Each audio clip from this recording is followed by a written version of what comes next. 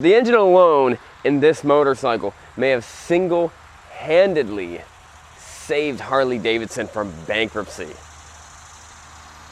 Cue the intro.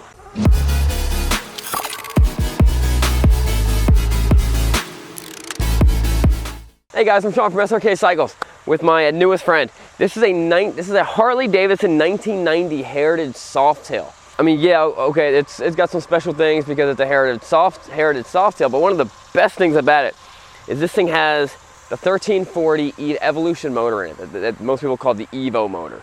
Now the Evo motor had a pretty long run span from 1984 to 1999, and it really is what saved Harley-Davidson from bankruptcy, because 3 years prior to them coming out with this motor, they just bought the company back from AMF, the bowling company, that was kind of running the Harley-Davidson into the ground. And one of the reasons people love these engines, this is a legendary engine, is because of the simplicity, the reliability of it, the fact that you can modify it, get good power out of it fairly easily, and they lasted a long time. And they were easy to rebuild. Yeah, of course they leaked oil, but it got you home. Now the Heritage Softail is of course in the Softail family, so it's going to be a little bit smaller frame than the touring bikes, and you can't actually see the shocks. It's a monoshock inside underneath the seat. It's a comfortable ride. A lot of people really love these bikes, including myself. This particular Harley-Davidson Softail, it's got a lot of modifications, modified intake, exhaust. It's got the chrome lowers. It's got, looks like it'll be about 14-inch ape hangers on it, steel braided lines, extra lights, a lot of chrome on it. Just a really nice bike. Now it says on the odometer it's got 6,900 miles. That's kind of, honestly, it's kind of unlikely. It's got 6,900 miles, so we're going to go with that as being TMU, which means true mileage unknown, because I don't think it has 6,900 miles. Now, another interesting little fact about the Evo motor is all the engines, all the big twins before that, you know, knucklehead, panhead, flathead, shovelhead, all the, like they would call it from what the heads of the motors looked like. But then when the Evo came out, it was actually nicknamed the blockhead. It never really caught on, because because the idea of the Evo motor, the Evolution motor, this was Harley-Davidson changing. This was the evolution of Harley-Davidson becoming a better company. And it really did change the way, you know, like, that people looked at Harley-Davidson because of this engine. So I tried to take off this pirate sticker because pirates are dumb. The Navy's okay, but pirates are dumb. But then when I tried to take it off, I couldn't get it all off, so I just put it back on because pirates are cool. So, hope you like pirates. Now, I was never a big fan of the older Harley-Davidsons. I just didn't know how to work them and didn't know how to run them and didn't know the little quirky things about them. But I really like them now, and I figured it out. Let's see if we can get this thing to fire up. Turn that on. Make sure the fuel is turned on over there, which it is. You want to crack this twice.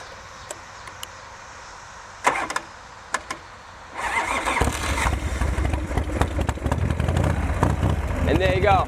That's a cold start. Let's take this thing for a spin.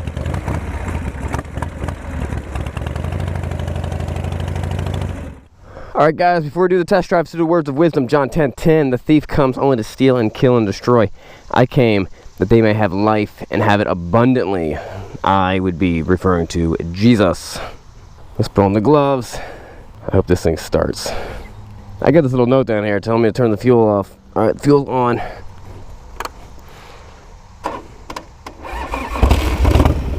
Right.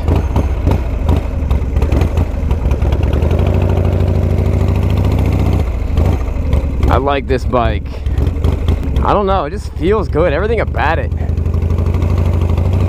I like where the handlebars are. It's pretty level. Pretty level with my shoulders. The way the shifter is set up, the guy must have worn steel toe boots. But it really does have a nice sound to it. And like I said before, man, people love these bikes because and normally people that work on their own bikes, they like the simplicity of it. They like working on their own bike. They like the feel. They like the sound. For a lot of people, for almost a whole generation, this is what Harley-Davidsons are supposed to feel like and sound like.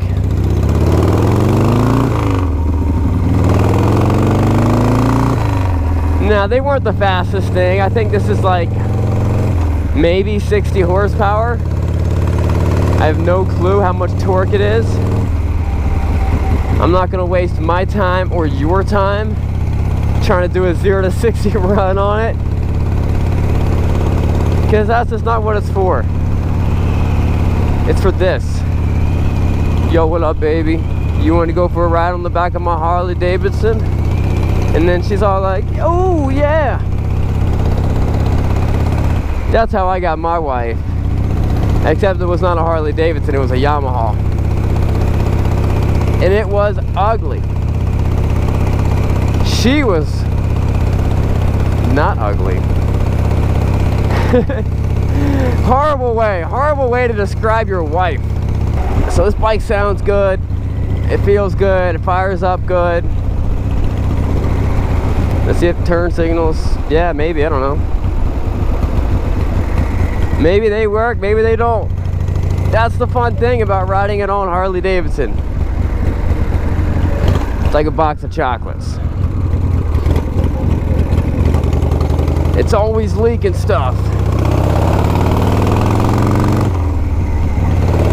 You never know what you're gonna leak. Beautiful outside. It is amazing. What month are we in? August. We're at the end of August. It's beautiful outside. We're coming into the best riding season. The fall, it's not too hot, it's not too cold. You can wear your gear and you're not sweating. I love it. And what better to do it on than on a Harley-Davidson? A good old classic 1990. This thing is almost 30 years old, 29 years old. It's a young pup. It's a young pup. So I've had a couple, you know, I don't even know if it was my experiences. You hear stuff. You hear people complain about stuff. And probably what happens is you got a guy who's been driving like a 2014 BMW, and then his buddy has something like this, and he sees like, oh man, sometimes you don't get it started, or sometimes it leaks oil, or you know, just whatever issues you might have with an older Harley, and that gave him a bad taste in his mouth. Or you know, you have people saying like, oh yeah, Harleys, they vibrate themselves apart. I've heard that before. I don't know what years we're doing that. Probably the AMF years, if that was a thing. But it's not true now. It's not even true with this bike. And there's just something special. There's something special and something unique and something exciting about riding a motorcycle it's not guaranteed to get you home. It's kind of a metaphor for real life. Nothing's guaranteed to get you home. Every time you leave, you're not guaranteed to come home. By the grace of God, you might make it. Alright, let's start 0 to 60 from 45. Bam, there. Alright, so this is of course a 5-speed. And the Evo motor, it vibrated a little bit. So much so that I can't tell if there's one car behind me or 12. But that's alright. All I gotta make sure is there's no flashing red lights behind me or flashing blue lights, and I'll be alright. Kick your feet up on these highway pegs. And this, my friends, this right here is the American dream. I was really hoping and praying that the engine didn't blow up at that moment. That really would have kind of ruined the whole feeling of what I was trying to go for. So it's not a bike that you're trying to race people with. You're not going fast. Shifting's pretty slow. But it's a bike that you cruise around on. You don't listen to the radio, you listen to the bike. And you hear the wind, and you experience life in a different way, and you reflect on your life and you say, you know what? My life is pretty good. God is good, brothers. God is good. And then the bike breaks down for a little while. And then you tow it back, and then you fix it, and then you're like, life is good. God is good. And that's the cycle.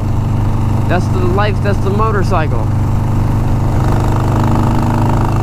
Alright guys, that wraps up this video. Hey, I know a lot of you guys, I get this question all the time, and I know a lot of you guys are looking to buy a motorcycle. If you don't know what to get, or sometimes you're traveling and you're on vacation, you're like, man, I wish I could have brought my motorcycle. Well, there's other options. Here's the other option. Bring your helmet, bring your jacket, bring your gloves, bring your boots, and then whenever you get to where you're going, look up Riders Share, R-I-D-E-R-S, share. Go to the website Riders Share, and you can actually rent a motorcycle. You can rent a motorcycle from a private individual, kind of like Turo or kind of like Airbnb, but with motorcycles. And it's really reasonable per day. Normally less than $100 per day, sometimes like 60 bucks, 70 bucks. And you get to rent a lot of cool bikes.